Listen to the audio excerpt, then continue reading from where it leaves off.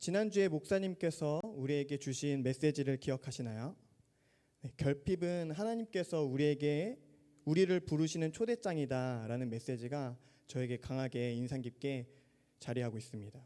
그래서 부족함을 부끄러워하지 말고 있는 그대로 하나님께 내려놓으라는 말씀이었습니다. 오늘은 우리가 경험하는 많은 결핍 중에서요, 사랑의 결핍에 대해서 이야기를 하려고 합니다. 먼저 영상을 하나 같이 봤으면 좋겠습니다. 준비된 영상 틀어주세요.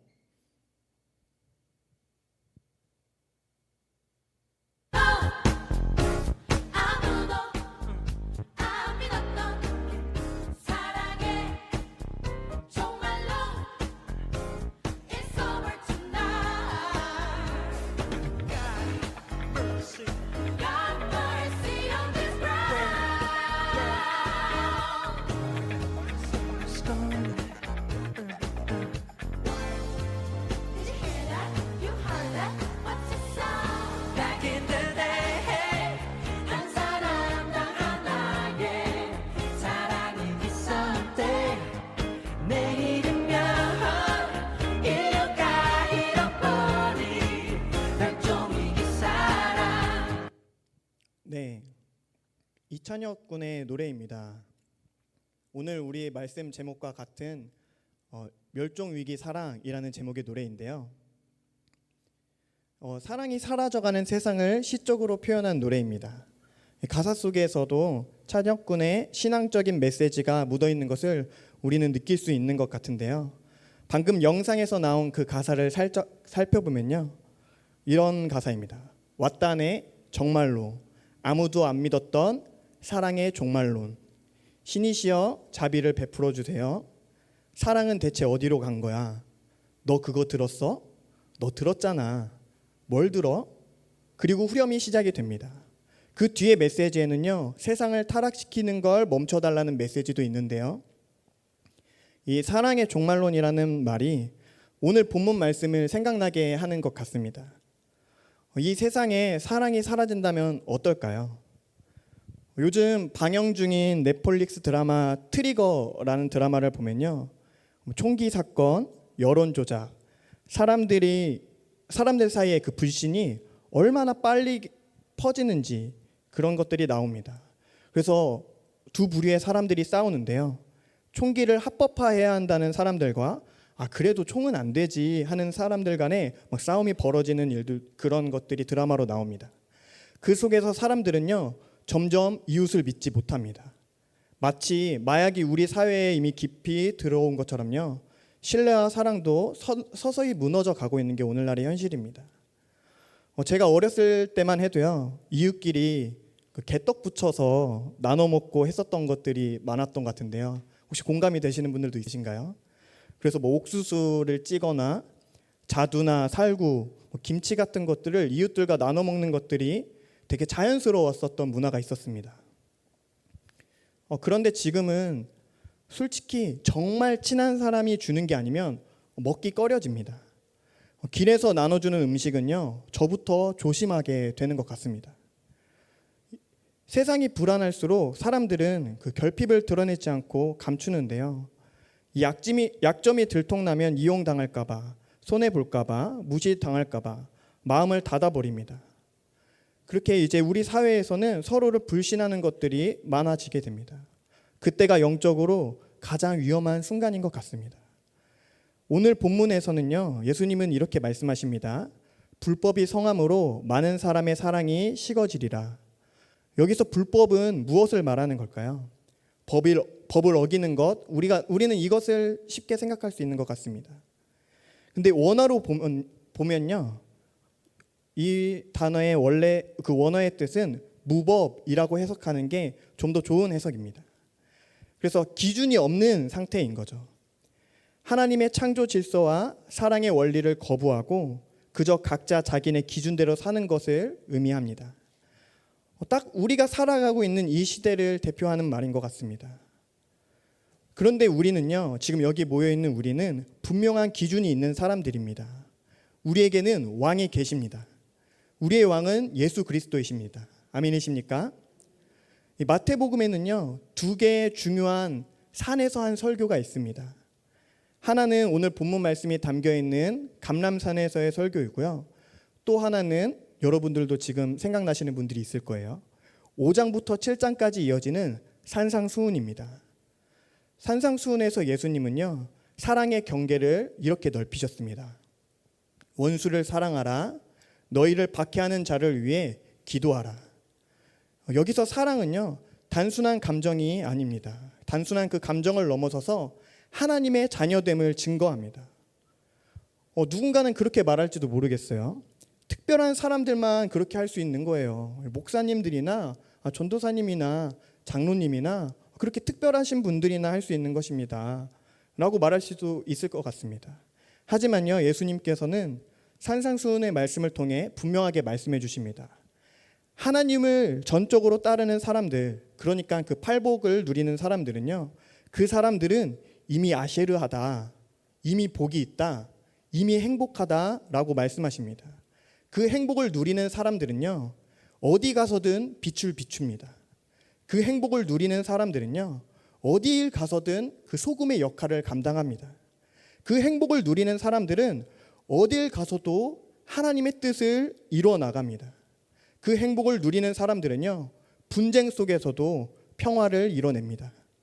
하나님의 성품이신 그 사랑을 기준으로 삶을 살아냅니다. 우리에게도 그러한 삶을 살아낼 수 있는 거룩한 힘이 있길 소망합니다. 네. 하지만 감람산 설교에서 예수님은 말씀하십니다. 마지막 때에 불법이 성하며 사랑이 식어진다. 그 환난과 혼란이 오면요, 사랑을 지키기보다 자기만 살아남는 선택을 하게 된다는 것입니다. 그럼 왜 이 불법이 사랑을 시키는지 세 가지로 정리를 해보고 싶습니다. 첫 번째는요, 기준이 사라지는 거예요.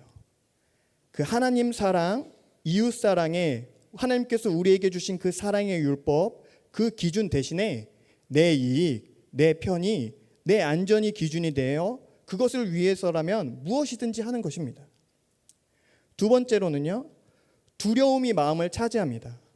이게 서로를 향한 신뢰가 무너지니까 사랑보다 누군가를 보호하고 챙겨주는 것보다 나만을 챙깁니다. 자기 자신을 보호하는 것을 선택하는 것입니다. 세 번째로는요, 관계가 무너집니다. 그렇게 신뢰가 없는 삶을 살다 보면요, 관계가 무너지고 마음을 닫고 그 자리에는 사랑이 들어올 자리가 없습니다. 사랑은 마치 불과 같은 것 같습니다. 그 우리가 불을 잘 비추려면, 잘 피우려면 그 바람을 막잖아요. 그래서 바람막이가 있으면 불은 안전하게 계속해서 타오릅니다. 하지만 이 불법은 그 바람 가림막을 무너뜨리는 것입니다. 바람이 사방에서 불어오면 불이 꺼지듯 사랑도 보호받지 못하면 꺼지는 것 같습니다. 그래서 우리는 사랑을 위해, 사랑을 실천하기 위해 전신갑주를 입고 우리의 사랑을 보호해야 합니다.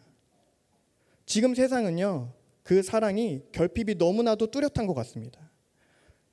온라인에서 보면요, 온라인에서 그 혐오를 조장하는 그런 글들과 비난이 정말 순식간에 퍼지는 것들을 볼 수 있습니다. 경쟁 속에서 약한 사람들을 돌보아주는 문화는요, 너무나도 급격하게 줄어드는 것들을 볼 수 있습니다. 위기 상황에서 그냥 나와 내 가족만 그렇게 생각하는 것들을 우리는 쉽게 볼 수 있습니다. 예수님께서는요, 이런 시대를 미리 말씀하십니다. 그렇다면 마태복음은 우리에게 무엇을 이야기하고 싶은 걸까요? 우리는 다시 한번 마태복음 5장을 기억해야 합니다. 주님을 따르는 그 행복으로 사랑의 율법 정신을 붙잡고 사랑의 경계를 넓히고 하나님을 닮아야 합니다. 저는 그 사랑 수업이라는 책에서 배운 사랑의 세 가지 요소를 소개하며 사랑에 대해 좀 더 생각해 보고 싶습니다.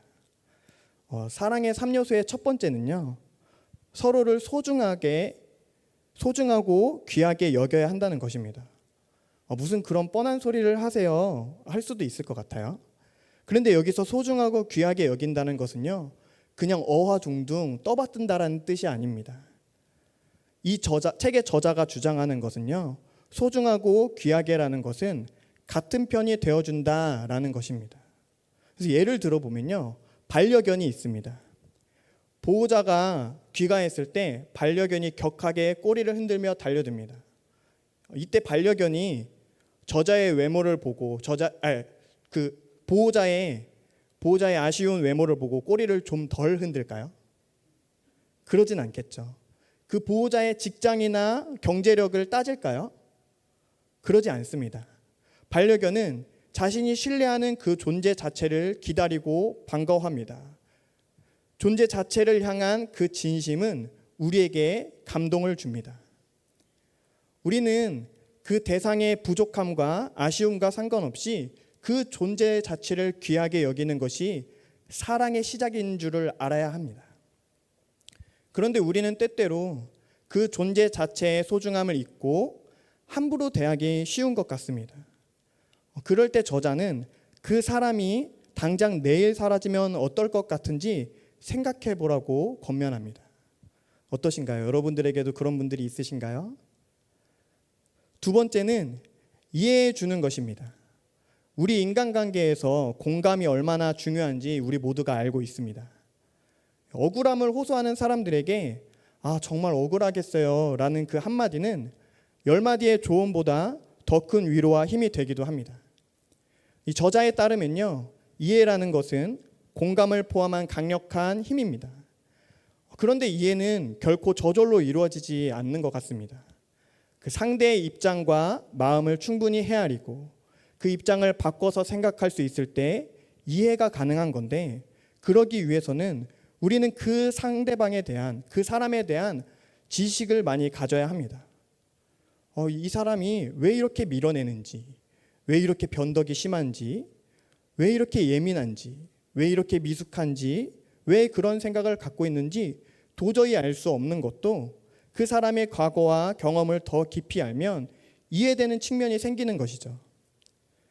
반대로 상대에 대한 정보가 부족하면 사소한 일에도 오해와 편견이 생기게 됩니다.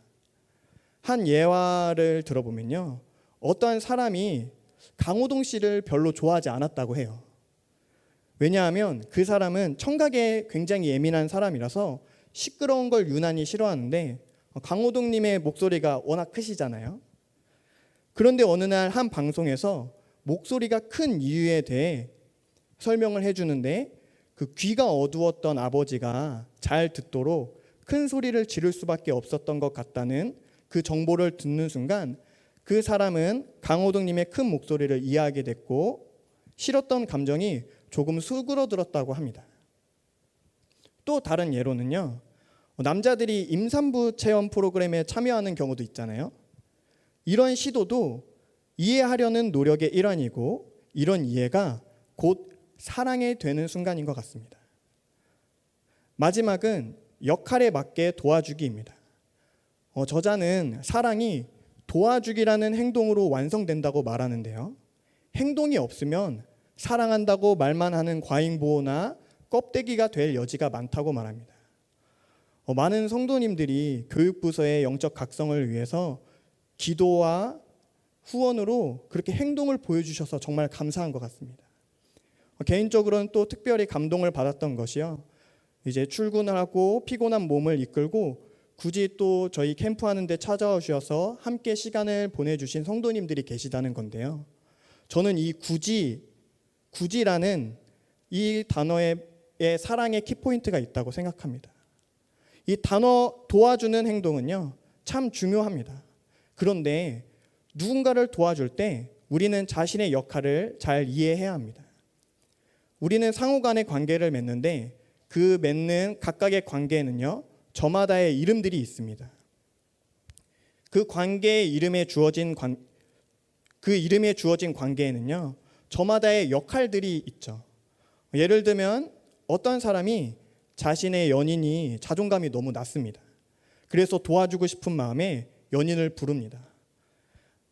내가 좀 알아봤는데 자기는 자존감이 낮은 것 같아. 이게 비교하는 것에서부터 오는데 심리학적으로는 말이야, 뇌과학적으로는 말이야, 너도 힘들고 이걸 지켜보는 나도 너무 힘든 것 같아. 그럴 땐 이렇게 해보는 게 어때? 라고 하면 어떨 것 같아요? 이러면 그냥 인중에 아주 그냥 꿀밤을 딱 때려주고 싶을지도 모르겠습니다. 이 데이트가 교정의 시간, 지적의 시간이 되면 자존감은 더 떨어질 수밖에 없을 것입니다. 그럼 연인의 역할은 무엇이겠나요? 지지하고 이해해주고 곁에 있어주는 게 사랑하는 연인의 역할이지 않겠습니까? 많은 사람들이 좋은 의도를 갖고도 사랑에 실패하는 건 도와주기의 방향을 잘못 잡았기 때문이라고 저자는 말합니다. 왜냐하면 상대가 원하는 것이 아닌, 그 관계에 정말 필요한 것이 아닌 개인이 원하는 것을 해주려고 하거나 누군가를 도와주는 연습이 제대로 되어 있지 않아서 그럴 수 있다는 것입니다. 상대 입장에서 공감하고 배려하는 도와주기를 실천하는 것이 우리가 사랑이 사라져가는 이 시대에 그리스도인으로서 사랑을 실천하는 작은 한 걸음이 될 줄로 믿습니다. 네, 두 번째 영상이 있는데요. 한번 틀어주시겠어요?